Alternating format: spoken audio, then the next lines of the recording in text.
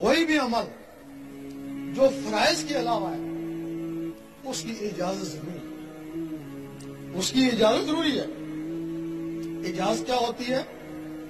آپ یہاں تہجد پڑھتے رہیں، کام تو بڑا اچھا کر رہے ہیں، لیکن شیطان ایک کونے پہ کھڑا ہنستا رہتا ہے، وہ تھکتا ہے، تیرا دل تو میرے ہاتھ میں ہے نا، جب جی چاہوں گا اس کو موڑ لوں گا۔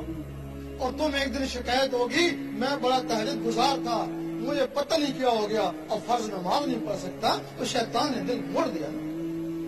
جب کوئی شخص اس دل میں اللہ کو بسانے کی کوشش کرتا ہے، شیطان کے پاس جنات کی ہندو فوج ہے، حکم دیتا جاؤ اس کو برباد کر، تباہ کر، کچھ بھی کر، یہ اللہ اس کے اندر نہ جائے، ورنہ یہ ساری عمر کے لیے ہمارے ہاتھوں سے گیا۔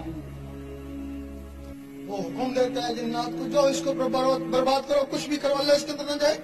تمہارے پاس تو ایک جن بھی نہیں ہے جو اس کا مقابلہ کرو۔ وہ آئیں گے تمہیں ستائیں گے، بعض نہ وہ پاگل بھی کر کے جا سکتے ہیں، تبھی لوگ کہتے ہیں کہ اللہ اسے پاگل ہو جاتے ہیں۔ لیکن جہاں سے اس کی اجازت ہوتی ہے اللہ تعالیٰ ان کو بھی ایک رحمانی فوج دیتا ہے نا۔ وہ شیطانی فوج تم پہ ٹوٹ پڑی، وہ رحمانی فوج شیطانوں پہ ٹوٹ پڑی۔ وہ رحمانی فوج اس وقت تک تمہارا ساتھ دے گی جب تک تمہارے اندر رحمان جاگ نہیں ہو۔